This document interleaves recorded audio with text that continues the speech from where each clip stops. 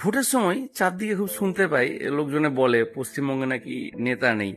বেশ কিছুদিন ধরে এই গ্রামে থাকার সুবাদে একটা জিনিস আমরা কিন্তু অবজার্ভ করলাম, যে গ্রামে যারা একটু ভালো ছেলে হতো, পড়াশোনায় ভালো, একটু সচেতন, সে গ্রামে থাকতো না, শহরে চলে যেত। তারপর ছোট শহর থেকে, মফস্বল থেকে আবার বড় শহর, আরো একটু উন্নত হলে দেশ ছেড়ে আবার বিদেশে চলে যেত।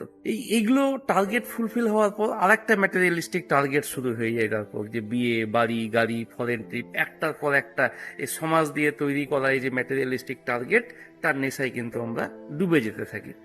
এতটাই ডুবে যাই যে পিছনে ফিরে তাকানোর না সময় থাকে আর না আমাদের ইচ্ছেও থাকে। মানে ওই বেসিক্যালি গ্রামে যারা সমস্যাগুলো একটু বুঝতে পারতো, যাদের আইকিউ বাকিদের থেকে একটু বেশি ছিল, যার একটু দায়িত্ব নেওয়ার ক্ষমতা ছিল, তারা যখন মুখ ফুরিয়ে নিল, তখন ওই জায়গাটা কে নিল? ওই এলাকার লুম্পেনরা।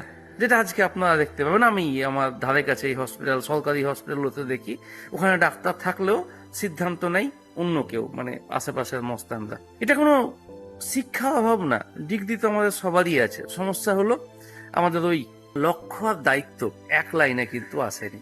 কম বেশি দেখবেন আমরা ওই সোশ্যাল মিডিয়াতে বিপ্লবী হওয়ার কিন্তু অনেকেই অনেক চেষ্টা করে থাকি, কিন্তু বাস্তবে অ্যাবসলিউটলি সাইলেন্ট, টার্গেটই অন্য বানিয়ে রেখেছি। তো কাজেই প্রশ্ন কিন্তু একটা থেকেই যায়, এই যে আজকের অবস্থা, এটার দায়ী কে নেবে? আপনার, আমার, সবারই।